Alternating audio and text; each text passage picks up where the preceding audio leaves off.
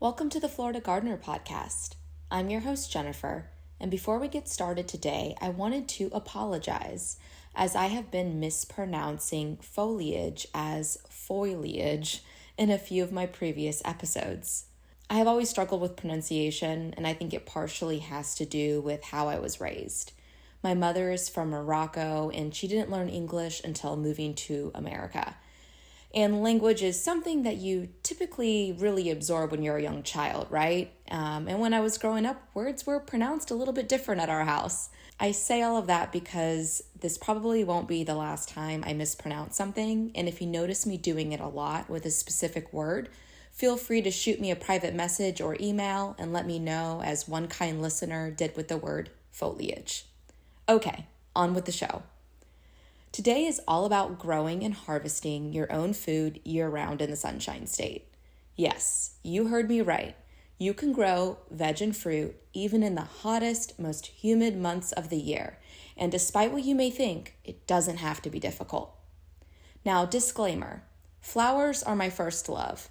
While I have grown my own food, understand that ornamental and wildlife gardening is where the majority of my experience lies. Think of this episode as a springboard. It's going to contain some great info to get you started. And don't worry, this episode will also include some Florida-specific resources and guides that you can check out when you have the time.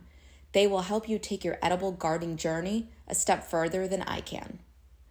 Okay, number one, the first thing you need to do is ignore what the rest of the country is growing.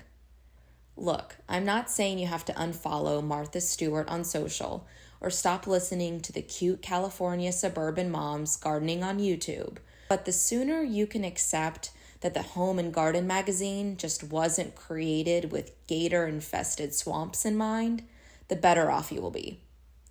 Okay, so here's the thing. If you live in Florida, you need to grow food that grows well in Florida. I'll say that one more time.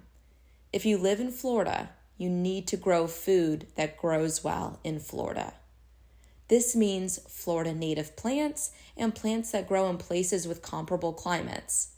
Southeast Asia, the Caribbean, and Central America. All of these places are not only warm, but they are also humid. We also have some fantastic Florida native vegetables and fruit. Native plants do well here because they have been in Florida a very long time. They are adapted to the climate. This usually means they are more drought tolerant and resistant to pests and diseases. Now, this isn't to say you can't grow some of the stuff from up north. You absolutely can. It's just that you probably have to grow it during the winter as opposed to spring or summer. Beefsteak tomatoes and romaine lettuce just aren't happy here during our warm months. More on that in a bit. But in other words, don't listen to all of the northern gardeners, or even people in Southern California with a Mediterranean climate. Here are my favorite edible gardening YouTube channels for North, Central, and South Florida, respectively. If you're in North Florida, check out the YouTube channel David the Good. That's David, D-A-V-I-D, the Good, G-O-O-D. If you're in Central Florida, check out the YouTube channel The Urban Harvest Homegrown Education. That's The Urban Harvest Homegrown Education. And if you're in South Florida, check out the YouTube channel Stacks Urban Harvest. That's Stacks, S-T-A-C-K-S, Urban Harvest.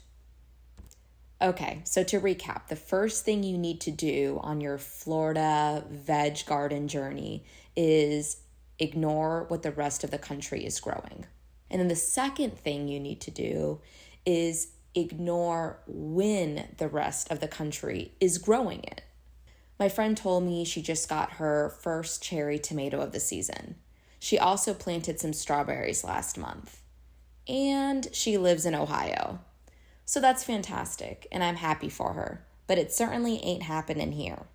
Like I said earlier, yes, sometimes we can grow what the northern gardeners grow, but we must grow it during a different time of the year. The seasons are backwards here, and that is why our famous Plant City Strawberry Festival takes place in February. Winter is summer, and summer is winter. What does that mean? If you want to grow tomatoes, strawberries, spinach, lettuce, or cucumbers, October, November is probably the time to get them in the ground. If you try planting these in April or May, which is a popular time to get outside and garden in most of the country, well, you'll be out of luck. If you think about it, our window is about the same length of time, just a different part of the year. It all depends on frost date, but let's say you have April through October or November in some states to grow. That's 6 to 7 months. And here you have October through April or May. Now, you might be thinking, but this is the Sunshine State. I thought I could grow year-round down here.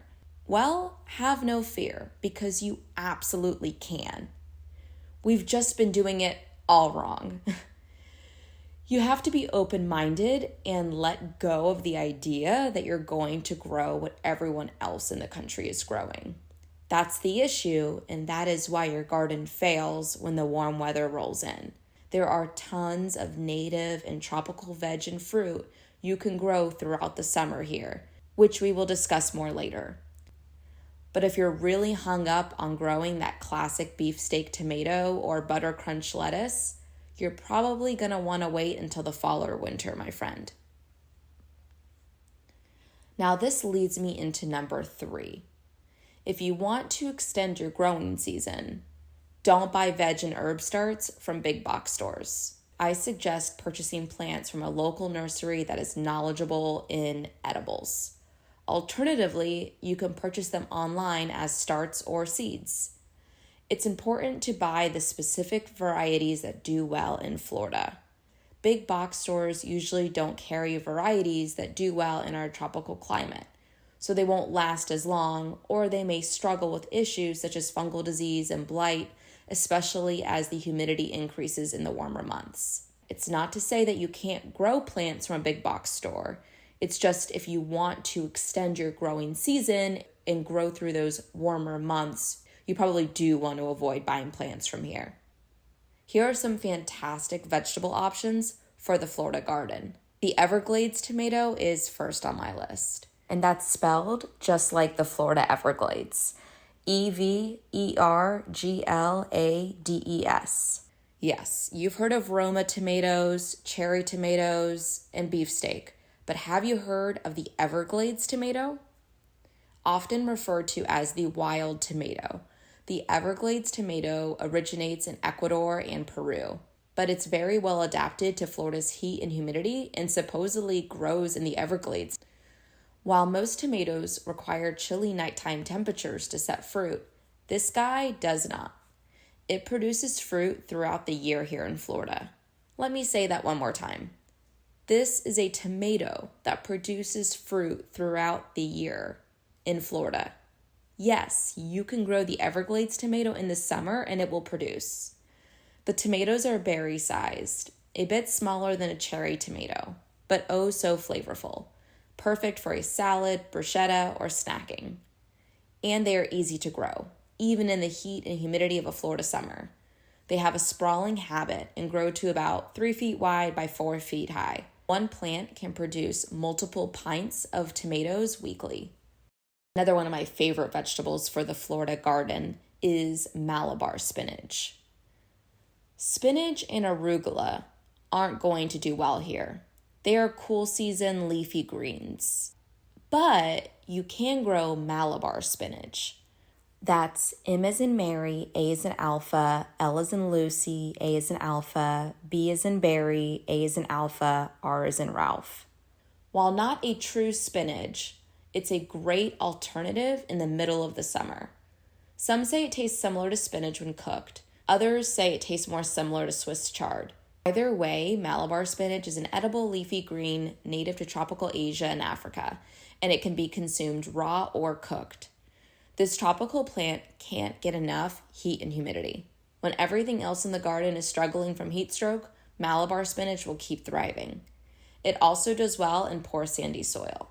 The only thing this little lady asks of you is for some support. A trellis or stake is perfect, as Malabar spinach is a climbing vine. My third suggestion for your Florida garden is Seminole pumpkin. This one excites me because it's Florida's very own native squash. Florida's Native Americans cultivated Seminole pumpkins, which are heirloom variety squashes. They would actually run this vine up a tree, and the pumpkins would hang from the tree limbs like fruit. Pretty freaking cool. Now, the sizes and shapes of the fruit on the Seminole pumpkin vary a bit. Some look like traditional pumpkins, some look like gourds, others resemble butternut squash. All of them seem to be very similar in taste and texture to butternut squash. And like all pumpkins and squash, this one needs some space to spread. Now, there are a ton of vegetables you can grow in Florida. I could go on, but here are a few more heat-loving edibles to get you started. Eggplant, okra. When it comes to okra, Clemson spineless okra seems to be the preferred variety. Sweet potatoes, collard greens, rosemary, peppers. There are many peppers to choose from, varying from sweet to spicy. And there are also lots of different peas and beans you can grow too.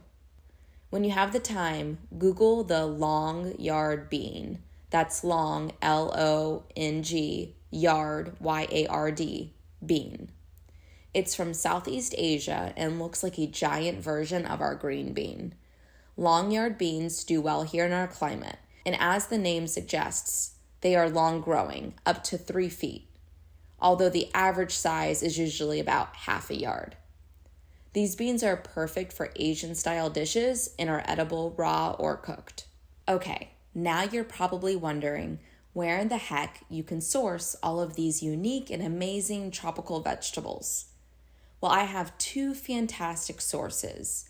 Between both of these, you should be able to find everything you need for Florida veg gardening. My favorite veg and herb seed supplier is flgardening.com. So FL, like the abbreviation for Florida, obviously, flgardening.com. It's run by Josh, a backyard gardener in Tampa, and he is my absolute favorite resource for Florida edible gardening. He has so much valuable information on his website, and he grows a ton of stuff and sells the seeds from his plants. Anyway, he carries many different types of Florida veg and herb seeds. He also sells some starts, aka seedlings, if you don't want to wait for seeds to germinate. He has one of the best collections of Florida-specific seeds and seedlings to get you started. If you're playing the long game, like you want a year-round veg garden that can thrive in all of Florida's weather and conditions, you're going to have a higher rate of success growing his stuff rather than seeds collected from a plant that is grown in Michigan. Another great option is flseeds.com. That's flseeds.com.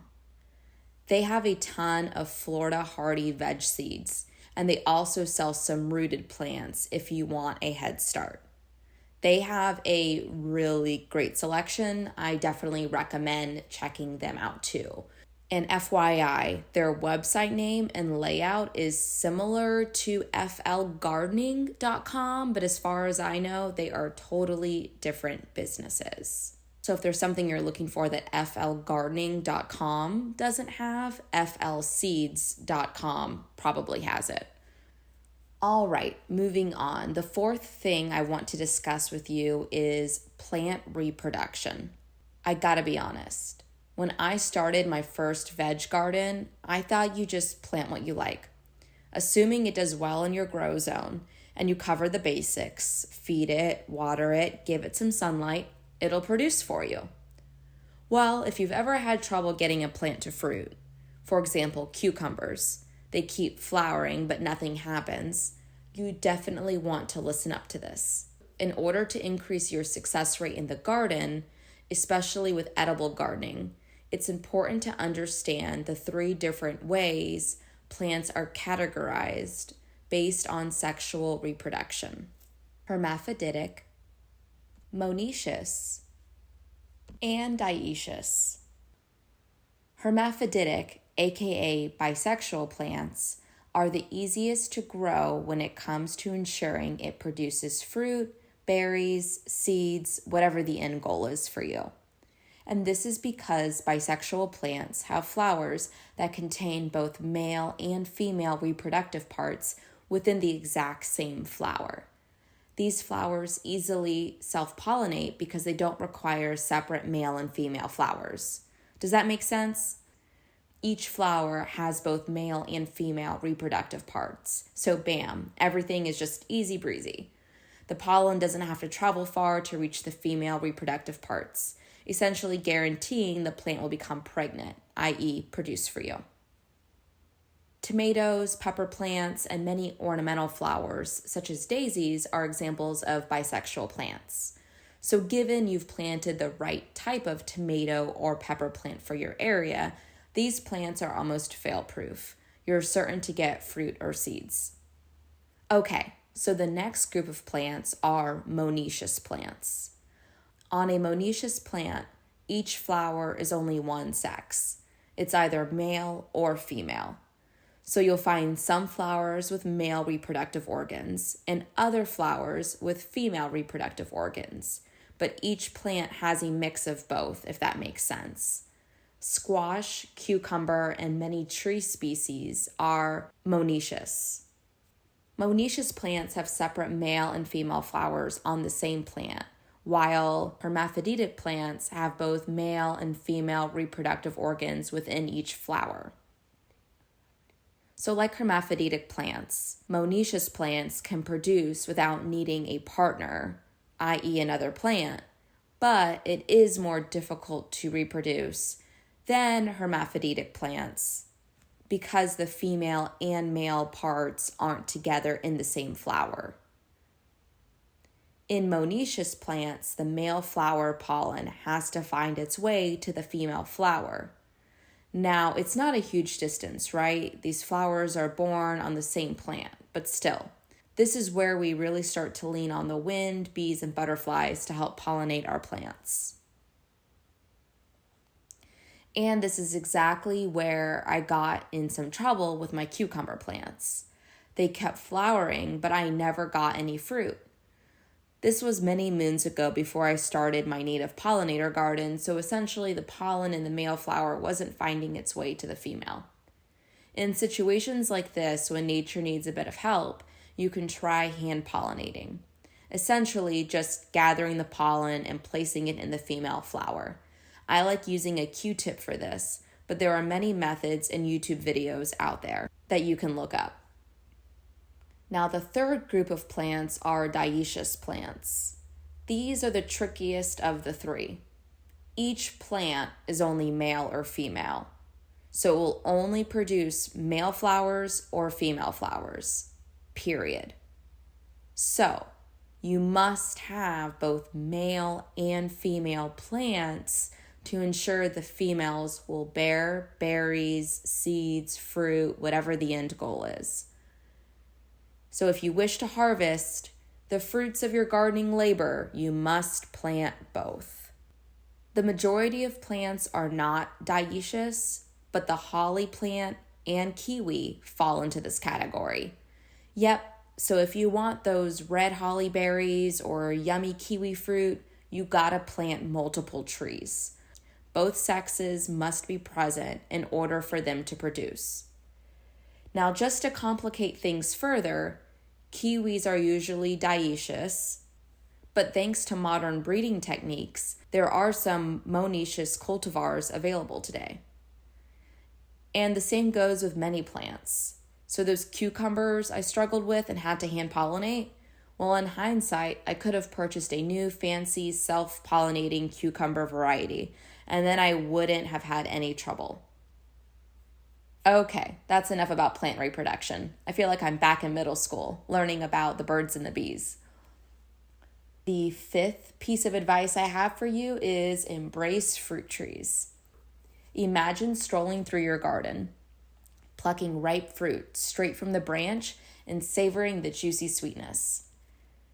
Not only can fruit trees help beautify your landscape, but they also offer a continuous harvest. Fruit trees provide food during the season when vegetable gardening is more challenging. Adding some fruit trees to your landscape is one of the tricks to keeping food in your yard every month of the year. And there are many tropical delights to choose from. Here are a few to get you started. Barbados cherry. Yes, this is a cherry we can grow here in Florida. Mangoes, avocado, mulberry bush, bananas, papayas, and guava. And fear not, if you don't have the ability to grow a large fruit tree or you only have a balcony, there are a ton of dwarf or miniature fruit trees that you can plant in ground and they will cap out at a certain height, or you can keep them in a pot. Seriously, what's cuter than a mini container fruit orchard? When it comes to fruit trees, try to find a local nursery that specializes in growing trees for your area. But another great option is fastgrowingtrees.com. They have a fantastic selection, and the delivery process and customer service has always been great in my experience. That's fastgrowingtrees.com.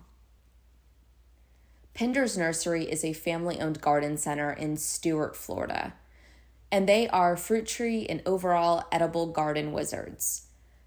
They have a fantastic blog chock full of valuable info. Regardless of where you live, if you're interested in growing Florida fruit and veg, but especially fruit, check out their blog. They really know what they're talking about. pindersnursery.com. That's P-I-N as in Nancy, D-E-R-S, nursery.com. Use their search bar up at the top right and type fruit. A ton of info will come up. All right. That wraps up episode 14 of The Florida Gardener. We will see you soon for episode 15. And in the meantime, if you'd like to download one of my Etsy garden templates or check out my social, you can access everything through my website, rootsredefined.com. That's roots, R-O-O-T-S, redefined, R-E-D-E-F-I-N-E-D.com. All right, thanks guys. We'll see you again soon.